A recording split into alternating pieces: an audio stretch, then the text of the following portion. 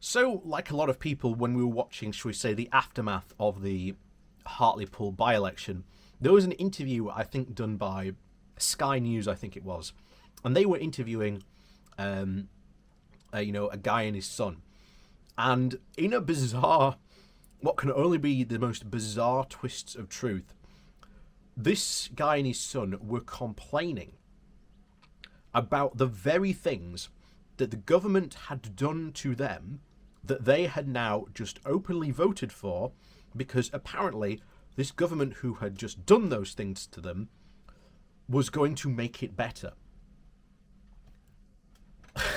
Again, it is a bizarre interview to watch, because they were complaining about the police station being closed, part of the hospital being gone, and again, that wasn't because of Labour.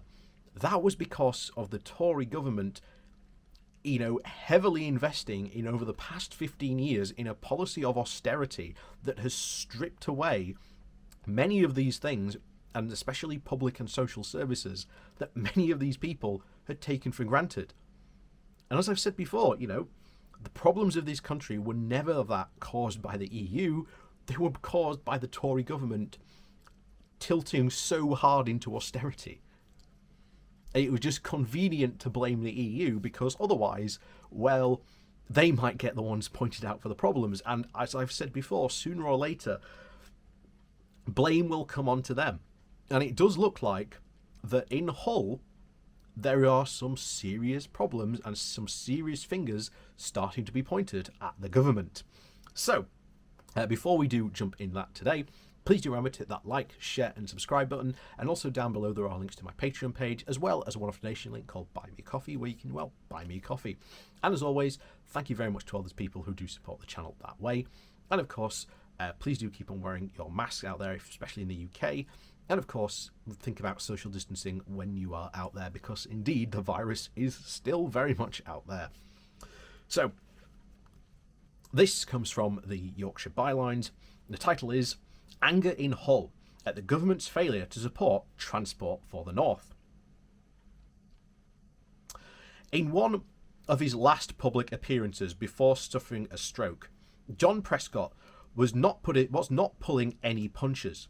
"It's a bloody fraud," shouted the former Deputy Prime Minister before storming out of an event in Hull, launching a new 30-year plan for transport and investment across the North. His anger was not particularly directed even at the organisers for Transport for the North, but the political thrust behind the organisation's creation, namely the Conservative government and its decision to set up a new body with very few real decision-making powers and even less funding as part of George Osborne's vision for a northern powerhouse. 3 years on, that strategic plan has yet to translate into any early action on the ground, while TfN's core budget now comes directly from Whitehall and was slashed by up to 40% in March. Initially responsible for transport in Tony Blair's new Labour government, Prescott had inherited a newly privatised railway network, which he could do very little about, with legally binding contracts being the bedrock of the new system of rail franchising. In the long run, and in the long term, and a long-standing MP for Hull, he also knew all about his home city being literally stuck at the end of the line. Yet, while the building he walked out of that morning was a reminder of just how important the railways had once been in Hull, the restored old Victorian pump house used for the event originally located in the hydraulic power used to operate the local gates at Alexandra Dock. The dock had been built by the Hull and Barnsley Railway Company to export coal to the port and the coalfields of South Yorkshire. And of course the former part of the vast waterfront railway network in Hull, which would carry everything from imported fruit and vegetables to freshly landed fish for the best part of over a century. A single commercial rail line still runs to and from another nearby dock, tackling mainly wood-burning pallets to Drax, but recent focuses in the Hull have been on improving passenger services in and out of the city. In particular, MPs and city councillors have spent over the last several years actually lobbying for the electrification of the line between Hull and Selby, and critically establishing an electric connection with the main East Coast line.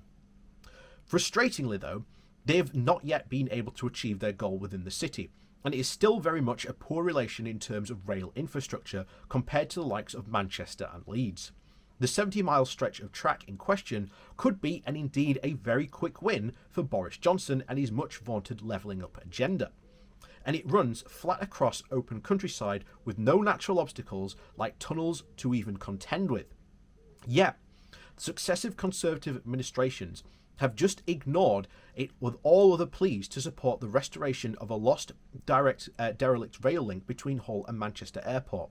Even when the city's train operator Hull Trains put forward a private financial deal to actually electrify the line, the then Transport Secretary, of course Chris Grayling, only rejected the idea but insisted the decision was, quote, good news for passengers.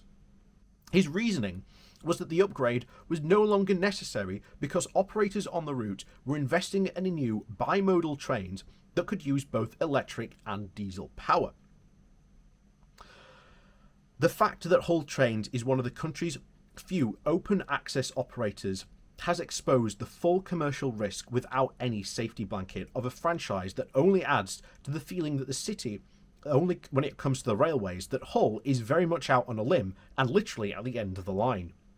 When the COVID-19 pandemic struck last year, Hull Trains received no financial help from the rail franchised operators, severing other parts of the country that they did. Now there's a renewed push to electrify the line with a proposed backing by Transport for the North and awaiting the inclusion in the government's very long-awaited integrated rail plan, which has meant to be published earlier this year but is still somewhere in the Department for Transport. Hull North MP Diana Jones has been at the forefront of the local campaign to bring better rail infrastructure into the city and has aspirations to be one of the North's economic power players on the back of the offshore wind industry and clustered around the Humber. She said, Hull continues to be ignored by the Tory government, despite all the rhetoric over the past decade about the Northern powerhouse and levelling up, and all the more recent talk about building back better and greener. In recent years, rail infrastructure and investment has continued to be skewed in favour of the major projects like Crossrail in London and the South East. Hull has been at the very bottom of the priority list. Nearly 5 years after Tory ministers blocked Hull's privately funded attempt to get rail electrification, we still await news about when, or indeed even if, we will see rail electrifications on the lines into Hull. The long campaign by the Hull and Humber Chamber of Commerce for a fully electrified high-speed rail link across the Pennines between Hull and Liverpool continues to be ignored by Tory ministers. As fares rise relentlessly, Hull's train services across the Pennines have been continued to downgrade in recent years, with Hull losing a direct link to Manchester Airport. And it's not just track-based rail services in and out of Hull that Johnson and others are keen to see improved as well. The Trans-Pennines Express recent management of Paragon Station in the city centre has also led to the MPs to question whether Hull is once again being treated differently from elsewhere. I was told by TransPennine recently that the level of antisocial behaviour at the station was the reason or excuse why they are delaying spending any money on correcting their so-called botched improvement, especially of the toilet and waiting room facilities. This despite previous promises that I have received from them, and then during the 3 years to now, have been raising serious issues with them. If antisocial behaviour had been happening at one of the rail stations like in London or elsewhere like Leeds or Manchester, it would have been clamped down on. But in Hull, it has just been seen as a convenient excuse of paralysis and penny pinching after the TransPennine replaced previous passenger facilities to build a new cash cow shops and units until they have now spent 3 years struggling to actually let them. TransPennine also cited antisocial behaviour as a reason for recently closing one of the 2 main pedestrian accesses to the station. It eventually reopened the gate after a protest by the disability rights campaigners. Again, only in Hull would station management address a problem in this way. So, um, so yeah, this is obviously, indeed, we've said it before. People are going to catch on sooner or later, and now that the EU is no longer technically the problem, now that we have, fully control of our laws and are able to do all this, people are going to catch on because they're going to turn around and go, hang on a second. Because whenever you talk to people in the North, the expressed concern as to why they voted for Brexit was they voted for it because they felt that it would make their lives better. That is a promise that the Tory government ain't going to fulfill. And we already know more austerity is coming. We already know that they are incapable of dealing with the severe problems that Brexit is going to cause, especially in Hull. I've said before that prepare for traffic jams in the city of Hull, because lorries have to go through the city centre to get to the port. And any hold-ups, again, of course, at the moment, they're all being waved through, but as soon as October hits and they have to start those implementation of checks, that's when you're going to see pile-ups in Hull city centre. And it's going to become a nightmare. So, to the residents of Hull, get prepared and hope that your job isn't in the city centre and when those traffic jams hit, because if not, it's going to cause significant problems for everyone in the city centre. And that's going to have a serious economic impact itself on the city.